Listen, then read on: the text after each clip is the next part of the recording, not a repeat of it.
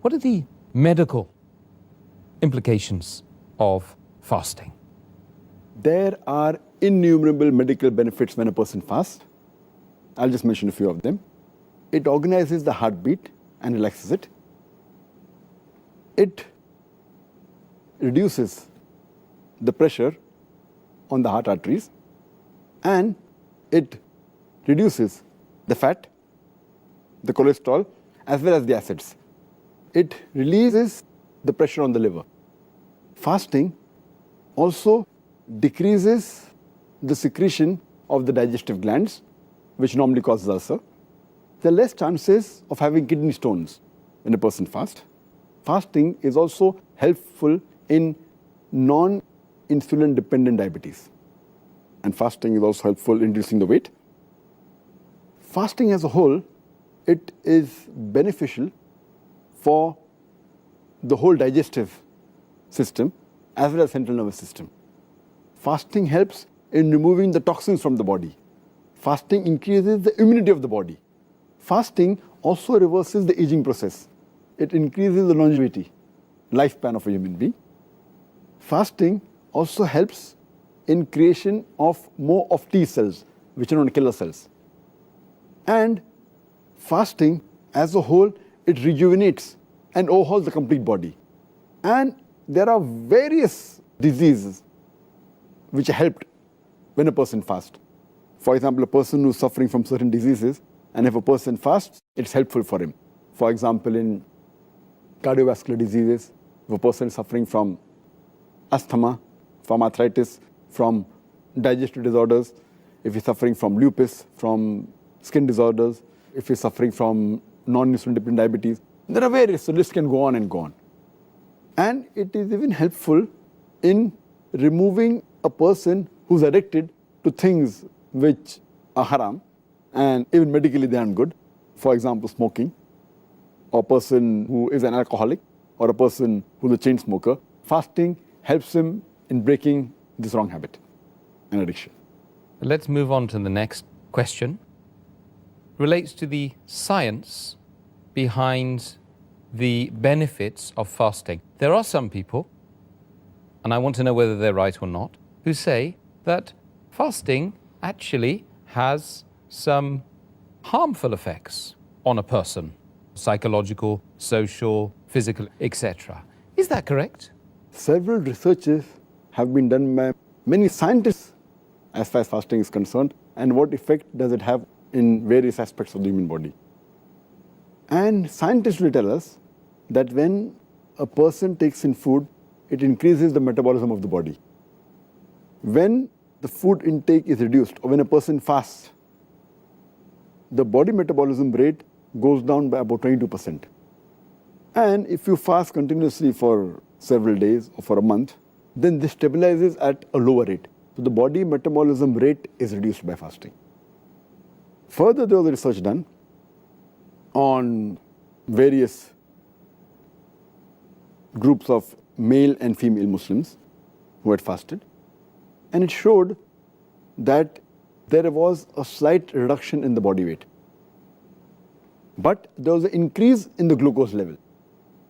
As far as all the other things are concerned, it remained constant, whether it was the testosterone or the cortisol, whether it was sodium, potassium, urea, whether it was cholesterol, whether it was HDL, high density lipoprotein, whether it was LDL, low density lipoprotein, whether it was TG, the triglyceride, all these, the body level, they remained the same. The fasting did not have any effect on them, except it increased the glucose level and there was a slight reduction in weight. When another research was conducted in Iran, where some men fasted for about 17 hours, for about 30 days in the month of Ramadan, it showed that it had no effect on the male reproductive hormone, on the testosterone. And it had no effect on the HPTA as well as on the thyroid hormones. There were several researches conducted. There was also a study made which was called as increase in oxidation in the month of Ramadan on healthy women, away from maintaining the weight. weight maintenance. And it showed that during fasting, there was no change as far as the physiology of the body was concerned. The weight was same and all the functions were the same. Fasting increases the fat oxidation and decreases the carbohydrate oxidation. And we have to realize that we have to let the physicians of the Western world, they should know that they should note the levels of bilirubin and glucose while fasting. There were further studies conducted that fasting increases the mucosa developed B lymphocyte cell responsiveness, but did not show a change in the B lymphocyte responsiveness of the rheumatoid arthritis and the health volunteers.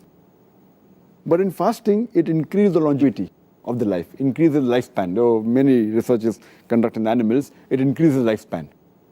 Further research was conducted on the lactating women. When they fasted, the fasting did not increase or decrease. There was no change in the milk volume, as well as the content of the milk. The glucose level was the same, the fat concentration was the same, the lactose content was the same. There was no change per se as far as the lactating mothers were concerned. There were researches done regarding fasting's effect on menstruating women, as well as the reproductive cycle. And when the research was done, there was no change whatsoever. There wasn't any change in the menstrual cycle in fasting, or there was no negative effect, no positive effect. So it is wrong to say that fasting has an ill effect. There are many benefits which we discussed earlier. But there are certain positive points that fasting has helped in certain diseases. For example, rheumatoid arthritis, osteoarthritis, it helps. And what we realized that when researches were done, that on animals, when they are sick, they don't prefer having any food. Same thing with the children. When children get sick, they don't prefer having food. It is the family members who force them to have food. And research has shown that when food is taken when a person is sick, it prevents him from getting well early.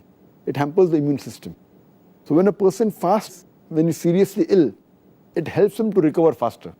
That's the reason now we find that there are many treatments which include fasting for various diseases which are followed by the Western world. Because when a person fasts, his body gets rest and the toxins are removed from the body, so it helps him to recover faster. And fasting is also good to change the behavioral pattern. And if a person is addicted, or a person is alcoholic, as I mentioned earlier, or is a chain smoker, if he fasts, it's a good point that he can stop it throughout his life. And people who are habituated to things like tea, coffee, junk food, when they fast and they stay away from it, when the taste buds they don't have for the full month, the taste buds don't crave for that, and when they have healthy food, they start liking it. So it's a good time to stay away from junk food. If you can do it for 1 month, you can do it throughout your life. Yes. And there are certain diseases. For example, insulin-dependent diabetes. A person who's suffering from insulin-dependent diabetes, he should not fast because he has ketosis. Normally, the ketones are used as a source of energy. But if a person has insulin-dependent diabetes, he's unable to use this. So therefore, a person who has insulin-dependent diabetes, he should not fast. But naturally, if he takes insulin and fasts and with the medical advice, it's fine. But the other type of diabetes, which is more common, non-insulin dependent diabetes, fasting is helpful for that. And as I mentioned earlier, it's helpful in various diseases like cardiovascular disease, asthma, arthritis, digestive tract diseases, in lupus, in skin disease. You can name a list of diseases in which fasting is of great benefit.